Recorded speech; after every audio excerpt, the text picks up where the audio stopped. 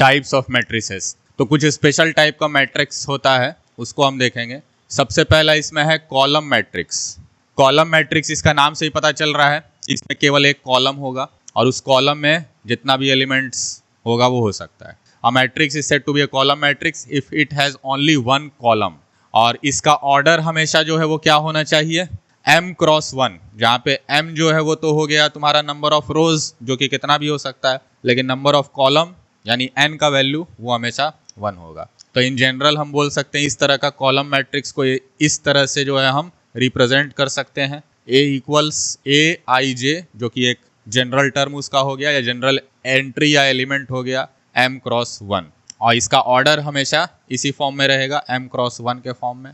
फिर उसके बाद आता है रो मैट्रिक्स। रो मैट्रिक्स जो है उसी तरह से क्या हो जाएगा, रो मैट्रिक्स जो है इसमें केवल एक रो होगा, नंबर ऑफ कॉलम्स जो है वो जितना चाहे उतना हो सकता है। तो ये हो गया एक रो कॉलम, ये रो मैट्रिक्स का एग्जाम्पल। इसमें हम देख सकते हैं कि केवल एक रो है और नंबर ऑफ कॉलम्स जो है वो 4 है यहाँ पे, और इसको हम इस प्रकार से रिप्रेजेंट कर सकते हैं BIJ 1 क्रॉस n।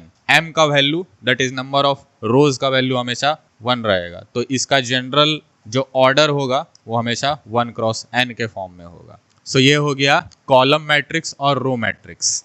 इसके बाद नेक्स्ट जो है वो है square matrix. So a square matrix वो होता है जिसमें नंबर ऑफ रोज और नंबर ऑफ कॉलम्स सेम हो।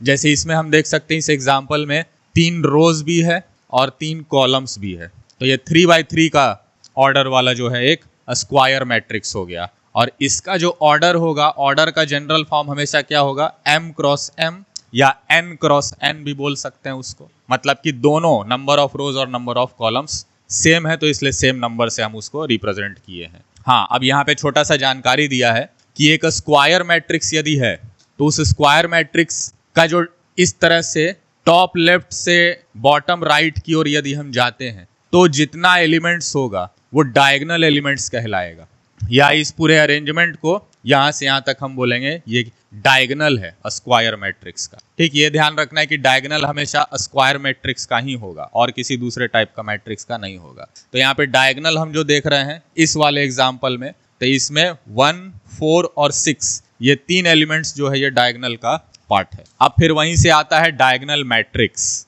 डायगोनल मैट्रिक्स जैसे पहले ही बताया कि डायगोनल तो एग्जिस्ट करेगा तभी जब स्क्वायर मैट्रिक्स हो, माने नंबर ऑफ रोज और नंबर ऑफ कॉलम सेम हो। तो डायगोनल मैट्रिक्स जो है वो भी क्या होगा, वो भी एक स्क्वायर मैट्रिक्स होगा, लेकिन इसमें केवल और केवल डायगोनल में ही एलिमेंट्स होगा, डायगोनल के अलावा सारा एलिमेंट्स 0 होगा। डायगोनल में जितना एलिमेंट्स है वो नॉन जीरो और डायगोनल के अलावा जितना एलिमेंट्स है वो सारा 0। तो ये 2x2 ऑर्डर का हम देख सकते हैं, डायगोनली जो एलिमेंट्स हैं वो नॉन जीरो हैं और जबकि नॉन डायगोनल एलिमेंट 0 0 है। उसी तरह से ये 3x3 ऑर्डर का है, तो इसमें डायगोनल एलिमेंट सारा क्या है, नॉन जीरो है, और जबकि नॉन डायगोनल एलिमेंट सारा 0 है। और अगर ऑर्डर 1 का है तो 1 ऑर्डर में तो वो खुद ही डायगोनल हो जाएगा, तो उसमें तो कोई 0 वाला एलिमेंट होगा ही नहीं। जब भी होगा तो एटलीस्ट 2x2 में होना चाहिए, तभी 0 0 आएगा।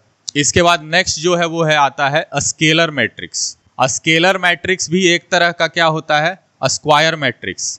स्क्वायर में भी अभी जो हम देखें डायगोनल मैट्रिक्स, उसका भी एक स्पेशल टाइप। डायगोनल मैट्रिक्स जो है वो तुम्हारा हो गया स्क्वायर मैट्रिक्स का एक स्पेशल टाइप। फिर स्केलर जो है वो डायगोनल मैट्रिक्स का एक स्पेशल टाइप, जिसमें सारा का सारा डायगोनल एलिमेंट सेम हो, एक दूसरे के बराबर हो।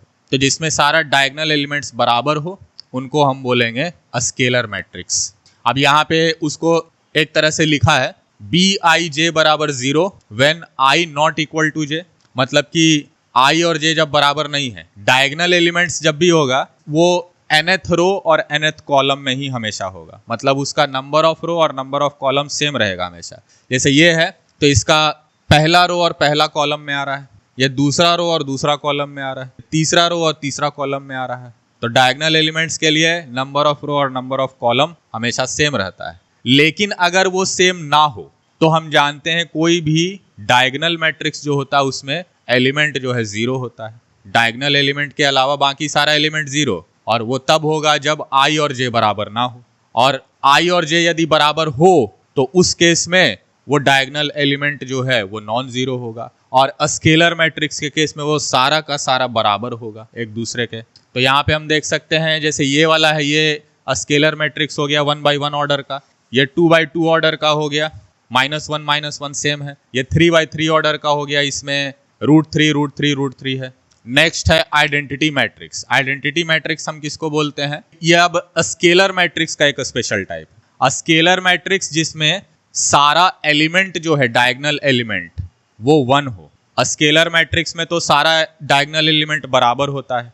अब आइडेंटिटी में वो जो बराबर भी है वो भी किसके बराबर है? 1 के बराबर है सारा, तो वो आइडेंटिटी मैट्रिक्स कहलाएगा। उसी को इस प्रकार से लिखा है AIJ, मतलब कि एक जनरल जो टर्म है या एंट्री है या एलिमेंट है वो 1 होगा यदि I बराबर J है, मतलब ith रो और jth कॉलम दोनों यदि सेम है, मतलब पहला रो और पहला कॉलम, दूसरा रो दूसरा कॉलम, तीसरा रो तीसरा कॉलम, चौथा रो चौथा कॉलम, अगर 4/4 का होता वो सारा का सारा जितना भी सब 1 के बराबर।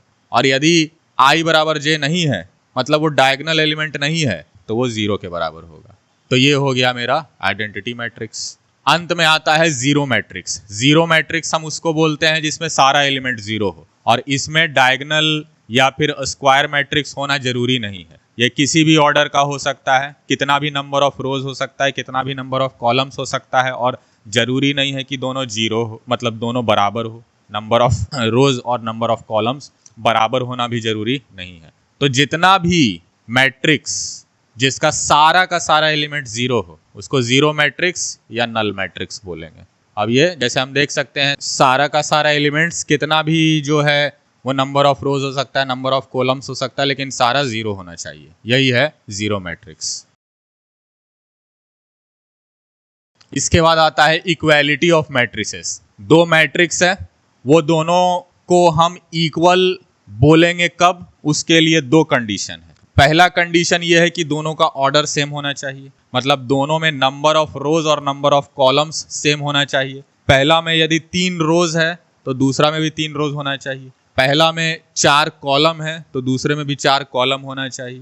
तो बेसिकली ऑर्डर सेम होना चाहिए। और दूसरा कंडीशन ये है कि अगर ऑर्डर सेम है उसके बाद सारा करस्पॉन्डिंग एलिमेंट्स भी सेम होना चाहिए, तब हम बोलेंगे दोनों इक्वल है। तो सबसे पहले हम तो चेक करेंगे कि दोनों सेम ऑर्डर का है या नहीं, और सेम ऑर्डर का है तो दूसरा चीज हम चेक करेंगे कि सारा करस्पॉन्डिंग एलिमेंट सेम है या नहीं। तो ये एग्जांपल हम देख सकते हैं, ये दोनों इक्वल मैट्रिक्स है 2 3 0 1 2 3 0 1, सारा करस्पॉन्डिंग एलिमेंट सेम है। लेकिन वही अगर इसमें हम देखें एलिमेंट्स तो वही सब है, 0 1 2 3 है, इसमें भी 0 1 2 3 इसमें भी है, लेकिन अरेंजमेंट अलग अलग है। जैसे इसमें जो पहला रो और पहला कॉलम में एलिमेंट है वो 3 है, जबकि इसमें 2 है, तो बराबर नहीं है। ऑर्डर भले सेम है लेकिन करस्पॉन्डिंग एलिमेंट सेम नहीं है, तो इसलिए ये दोनों बराबर नहीं होगा। तो ये होता है इक्वालिटी ऑफ मैट्रिसेस।